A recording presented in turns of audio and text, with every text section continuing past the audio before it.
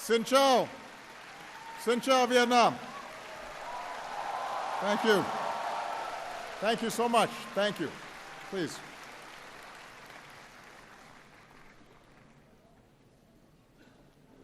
To the government and the people of Vietnam, thank you for this very warm welcome and the hospitality that you've shown me on this visit. And thank all of you for being here today.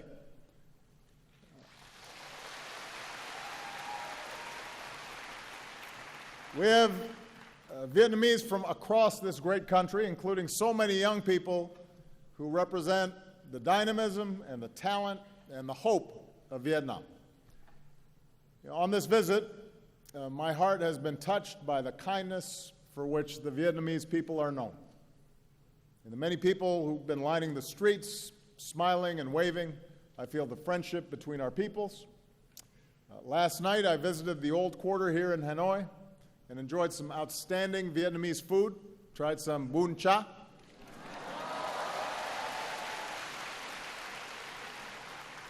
Drank some beer Hanoi. But I have to say, the busy streets of this city, I've never seen so many motorbikes in my life.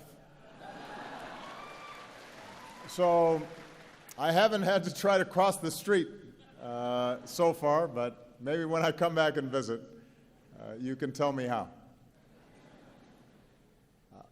I am not the first American president to come to Vietnam in recent times, but I am the first, like so many of you, who came of age after the war between our countries. When the last U.S. forces left Vietnam, I was just 13 years old. So my first exposure to Vietnam and the Vietnamese people came when I was growing up in Hawaii, with its proud Vietnamese American community there. At the same time, many people in this country are much younger than me. Like my two daughters, many of you have lived your whole lives knowing only one thing, and that is peace and normalized relations between Vietnam and the United States. So I come here mindful of the past, mindful of our difficult history, but focused on the future, the prosperity, security, and human dignity that we can advance together. I also come here with a deep respect for Vietnam's ancient heritage. For millennia, farmers have tended these lands, history revealed in the Dong Xuân drums. At this bend in the river, Hanoi has endured for more than 1,000 years. The world came to treasure Vietnamese silks and paintings, and a great temple of literature stands as a testament to your pursuit of knowledge. And yet, over the centuries, your fate was too often dictated by others. Your beloved land was not always your own. But like bamboo, the unbroken spirit of the Vietnamese people was captured by Ly Chong Kiet. The Southern Emperor rules the southern land. Our destiny is writ in heaven's book. So today, we also remember the longer history between Vietnamese and Americans that is too often overlooked. More than 200 years ago, when our founding fathers, Thomas Jefferson, sought rice for his farm, he looked to the rice of Vietnam, which he said had the reputation of being whitest to the eye, best flavored to the taste, and most productive. And soon after, American trade ships arrived in your ports seeking commerce. During the Second World War, Americans came here to support your struggle against occupation. When American pilots were shot down, the Vietnamese people helped rescue them. And on the day that Vietnam declared its independence, crowds took to the streets of this city, and Ho Chi Minh evoked the American Declaration of Independence. He said, "All people are created equal. The Creator has endowed them with inviolable rights. Among these rights are the right to life, the right to liberty, and the right to pursuit of happiness." In another time, the profession of these shared ideals and our common story of throwing off colonialism might have brought us closer together sooner. but instead Cold War rivalries and fears of communism pulled us into conflict. Like other conflicts throughout human history, we learned once more a bitter truth, that war, no matter what our intentions may be, brings suffering and tragedy. At your war memorial, not far from here, and with family altars across this country, you remember some 3 million Vietnamese soldiers and civilians on both sides who lost their lives. At our memorial wall in Washington, we can touch the names of 58,315 Americans who gave their lives in the conflict. In both our countries, our veterans and families of the fallen still ache for the friends and loved ones that they lost.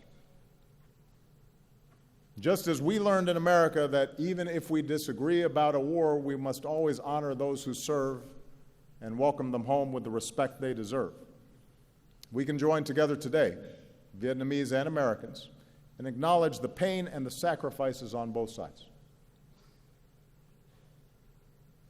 More recently, over the past 2 decades, Vietnam has achieved enormous progress, and today the world can see the strides that you have made. With economic reforms and trade agreements, including with the United States, you have entered the global economy, selling your goods around the world. More foreign investment is coming in, and with one of the fastest growing economies in Asia, Vietnam has moved up to become a middle-income nation. We see Vietnam's progress in the skyscrapers and high-rises of Hanoi and Ho Chi Minh City, new shopping malls and urban centers. We see it in the satellites Vietnam puts into space and a new generation that is online, launching startups and running new ventures. We see it in the tens of millions of Vietnamese connected on Facebook and Instagram. And you're not just posting selfies, although I hear you do that a lot. And so far, there have been a number of people who have already asked me for selfies. You're also raising your voices for causes that you care about, like saving the old trees of Hanoi. So all this dynamism has delivered real progress in people's lives. Here in Vietnam, you've dramatically reduced extreme poverty, you've boosted family incomes, and lifted millions into a fast-growing middle class. Hunger, disease, child and maternal mortality are all down. The number of people with clean drinking water and electricity, the number of boys and girls in school, and your literacy rate, these are all up. So this is extraordinary progress. This is what you have been able to achieve in a very short time. And as Vietnam has transformed, so has the relationship between our two nations. We learned a lesson taught by the Venerable Thich Nhat Hanh, who said, "In true dialogue, both sides are willing to change." In this way, the very war that had divided us became a source for healing. It allowed us to account for the missing and finally bring them home. It allowed us to help remove landmines and unexploded bombs, because no child should ever lose a leg just playing outside. Even as we continue to assist Vietnamese with disabilities, including children, we are also continuing to help remove Agent Orange, dioxins, so that Vietnam can reclaim more of your land. We're proud of our work together in Da Nang, and we look forward to supporting your efforts in Bien Hoa. Let's also not forget that the reconciliation between our countries was led by our veterans who once faced each other in battle. Think of Senator John McCain, who was held for years here as a prisoner of war, meeting General Zat, who said our countries should not be enemies but friends. Think of all the veterans, Vietnamese and American, who've helped us heal and build new ties. Few have done more in this regard over the years than a former Navy lieutenant and now Secretary of State for the United States, John Kerry, who is here today, and on behalf of all of us, John, we thank you for your extraordinary efforts.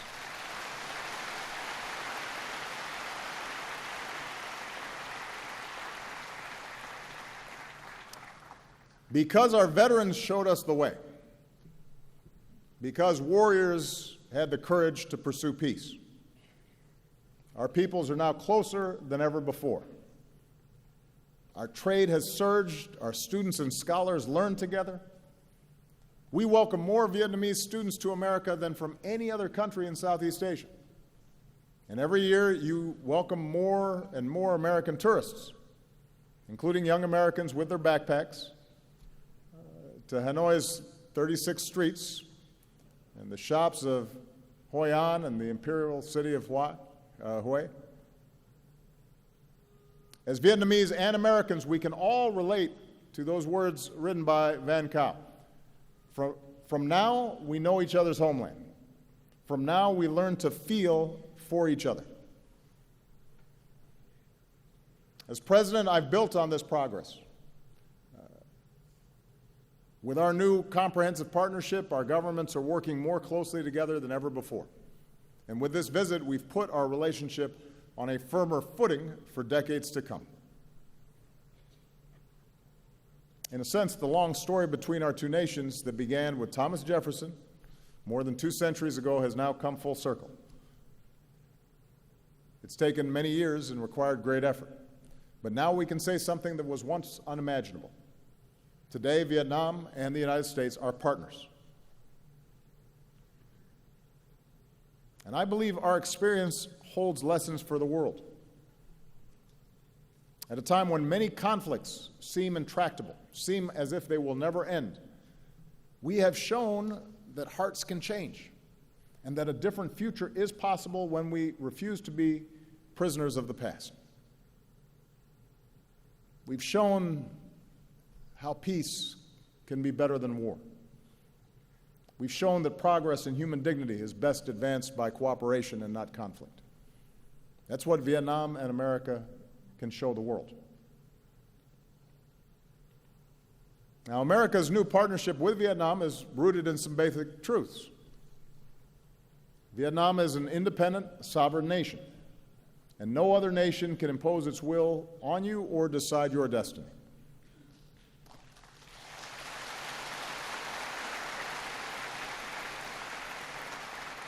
Now, the United States has an interest here. We have an interest in Vietnam's success.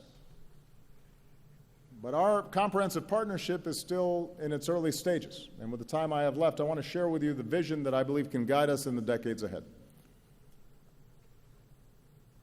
First, let's work together to create real opportunity and prosperity for all of our people. We know the ingredients for economic success in the 21st century. In our global economy, investment and trade flows to wherever there is rule of law, because no one wants to pay a bribe to start a business. Nobody wants to sell their goods or go to school if they don't know how they're going to be treated. In knowledge-based economies, jobs go to where people have the freedom to think for themselves and exchange ideas and to innovate. And real economic partnerships are not just about one country extracting resources from another. They're about investing in our greatest resource, which is our people and their skills and their talents, whether you live in a big city or a rural village. And that's the kind of partnership that America offers. As I announced yesterday, the Peace Corps will come to Vietnam for the first time with a focus on teaching English. And a generation after young Americans came here to fight, a new generation of Americans are going to come here to teach and build and deepen the friendships between us.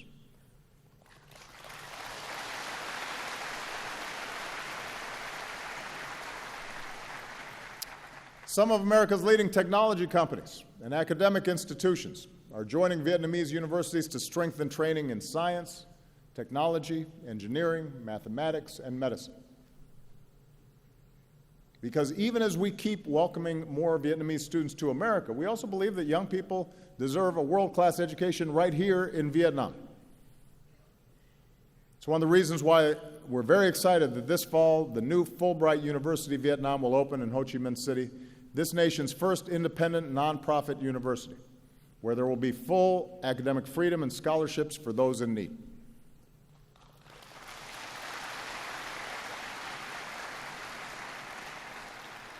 Students, scholars, researchers will focus on public policy and management and business, on engineering and computer science, and liberal arts.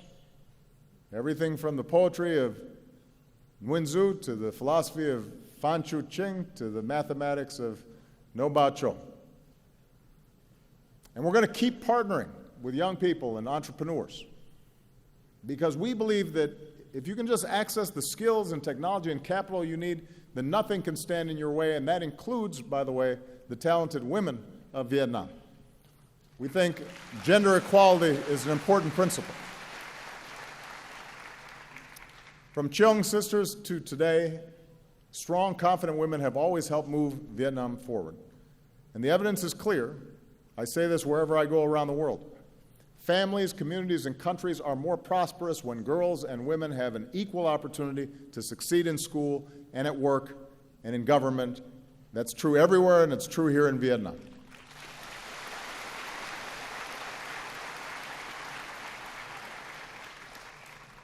We'll keep working to unleash the full potential of your economy with the Trans-Pacific Partnership. Now, here in Vietnam, TPP will let you sell more of your products to the world, and it will attract new investment. TPP will require reforms to protect workers and rule of law and intellectual property. And the United States is ready to assist Vietnam as it works to fully implement its commitments. I want you to know that as President of the United States, I strongly support TPP because you'll also be able to buy more of our goods, made in America. Moreover, I support TPP because of its important strategic benefits. Vietnam will be less dependent on any one trading partner and enjoy broader ties with more partners, including the United States.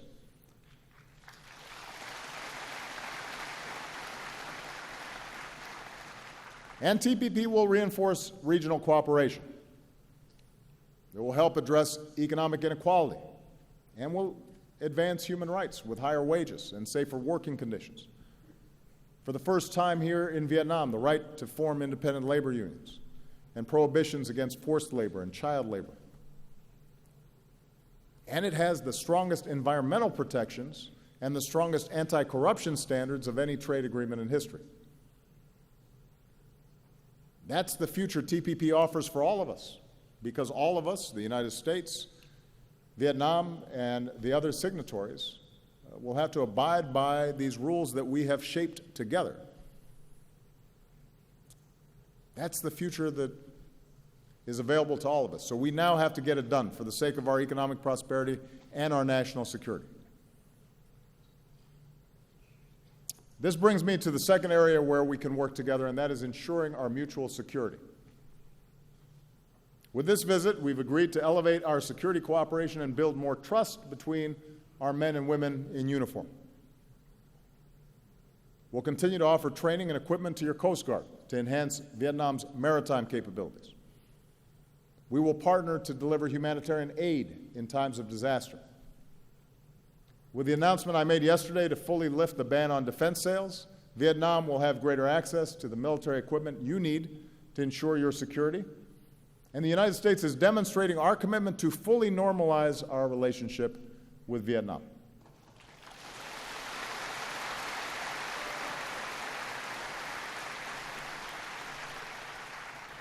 More broadly, the 20th century has taught all of us, including the United States and Vietnam, that the international order upon which our mutual security depends is rooted in certain rules and norms.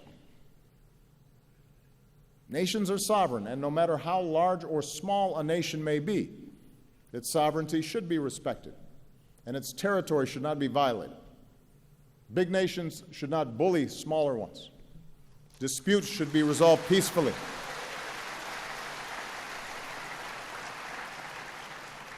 And regional institutions like ASEAN and the East Asia Summit should continue to be strengthened. That's what I believe, that's what the United States believes, and that's the kind of partnership America offers this region. I look forward to advancing this spirit of respect and reconciliation later this year when I become the first U.S. president to visit Laos. In the South China Sea, the United States is not a claimant in current disputes, but we will stand with partners in upholding core principles like freedom of navigation and overflight, and lawful commerce that is not impeded, and the peaceful resolution of disputes through legal means in accordance with international law. And as we go forward, the United States will continue to fly, sail, and operate wherever international law allows, and we will support the right of all countries to do the same.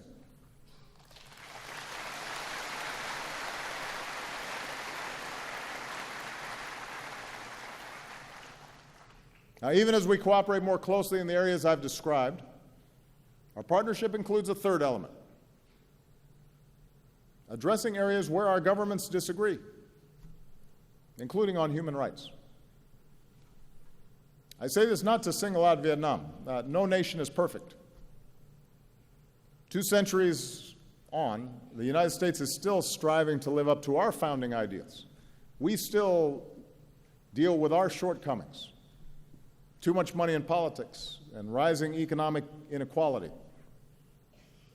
racial bias in our criminal justice system, women still not being paid as much as men doing the same job. We still have problems, and we're not immune from criticism. I promise you, I hear it every day. But that's scrutiny, that open debate, confronting our imperfections and allowing everybody to have their say, has helped us grow stronger and more prosperous and more just. I've said this before: the United States does not seek to impose our form of government on Vietnam. The rights I speak of, I believe, are not American values. I think they are universal values, written into the Universal Declaration of Human Rights. They're written into the Vietnamese Constitution, which states that citizens have the right to freedom of speech and freedom of the press, and have the right of access to information, the right to assembly, the right to association, and the right to demonstrate. That's in the Vietnamese Constitution.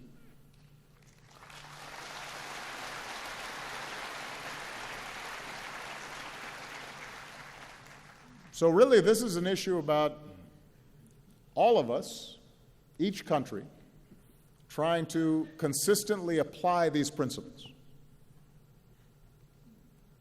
making sure that we, those of us in government, are being true to these ideals. In recent years, Vietnam has made some progress. Vietnam's committed to bringing its laws in line with its new constitution and with international norms. Under recently passed laws, the government will disclose more of its budget, and the public will have the right to access more information. And as I said, Vietnam has committed to economic and labor reforms under the TPP. So these are all positive steps. And ultimately, the future of Vietnam will be decided by the people of Vietnam. Every country will chart its own path, and our two nations have different traditions and different political systems and different cultures. But as a friend of Vietnam, allow me to share my view, why I believe nations are more successful when universal rights are upheld. When there's freedom of expression and freedom of speech, and when people can share ideas and access the internet and social media without restriction, that fuels the innovation economies need to thrive. That's where new ideas happen. That's how a Facebook starts. That's how some of our greatest companies began. Because somebody had a new idea that was different, and they were able to share it.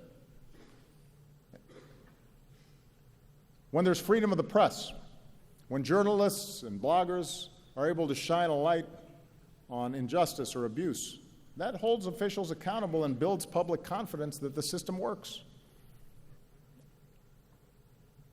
When candidates can run for office and campaign freely, and voters can choose their own leaders in free and fair elections, it makes the countries more stable because citizens know that their voices count and that peaceful change is possible. And it brings new people into the system. When there's freedom of religion, it not only allows people to fully express the love and compassion that are at the heart of all great religions, but it allows faith groups to serve their own communities through schools and hospitals and care for the poor and the vulnerable. And when there's freedom of assembly and citizens are free to organize in civil society, then countries can better address challenges that government sometimes cannot solve by itself. So it is my view that upholding these rights is not a threat to stability, but actually reinforces stability and is the foundation of progress. After all, it was a yearning for these very rights that inspired people around the world, including Vietnam, to throw off colonialism. And I believe that upholding these rights is the fullest expression of the independence that so many cherish, including here, in a nation that proclaims itself to be of the people, by the people, and for the people. Vietnam will do it differently than the United States does. And each of us will do it differently from many other countries around the world. But there are these basic principles that I think we all have to try to work on and improve. And I say this as somebody who's about to leave office. So I have the benefit of almost 8 years now of reflecting on how our system has worked and interacting with countries around the world who are constantly trying to improve their systems as well. Now, finally, our partnership, I think, can meet global challenges that no nation can solve by itself. If we're going to ensure the health of our people and the beauty of our planet, then development has to be sustainable. Natural wonders like Ha Long Bay and Sundong Cave have to be preserved for our children and our grandchildren. Rising seas threaten the coasts and waterways on which so many Vietnamese depend. And so, as partners in the fight against climate change, we need to fulfill the commitments we made in Paris, and we need to help farmers and villages and people who depend on fishing to adapt and to bring more clean energy to places like the Mekong Delta. This is a rice bowl of the world that we need to feed future generations. And we can save lives beyond our borders. By helping other countries strengthen, for example, their health systems, we can prevent outbreaks of disease from becoming epidemics that threaten all of us. And as Vietnam deepens its commitment to UN peacekeeping, the United States is proud to help train your peacekeepers. And what a truly remarkable thing that is. Our two nations that once fought each other now standing together and helping others achieve peace as well. So in addition to our bilateral relationship, our partnership also allows us to help shape the international environment in ways that are positive. Now, fully realizing the vision that I've described today is not going to happen overnight, and it is not inevitable.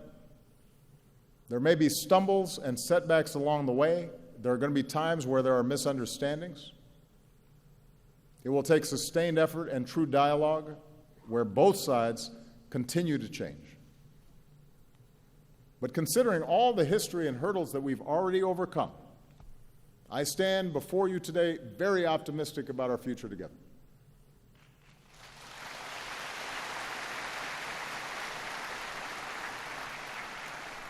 And my confidence is rooted, as always, in the friendship and shared aspirations of our peoples. I think of all the Americans and Vietnamese who have crossed a wide ocean, some reuniting with families for the first time in decades, and who, like Jin Kong Sun said in his song, have joined hands in opening their hearts and seeing our common humanity in each other.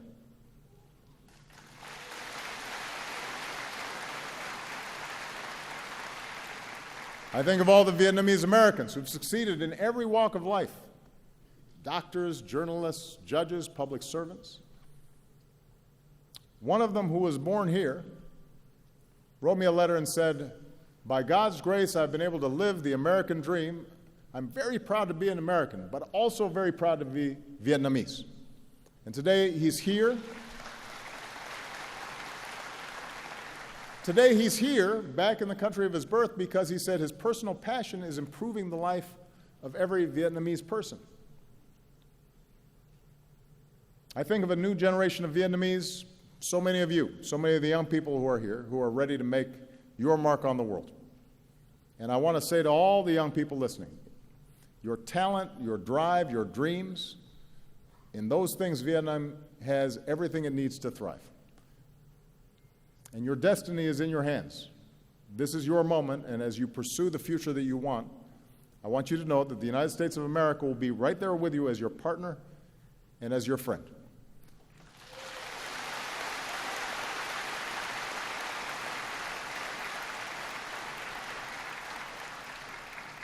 And many years from now, when even more Vietnamese and Americans are studying with each other, innovating and doing business with each other, standing up for our security and promoting human rights and protecting our planet with each other, I hope you think back to this moment and draw hope from the vision that I've offered today. Or, if I can say it another way, in words that you know well from the tale of Kyo, please take from me this token of trust so we can embark upon our 100-year journey together. Kamun Chak Van. Thank you very much. Thank you, Vietnam. Thank you.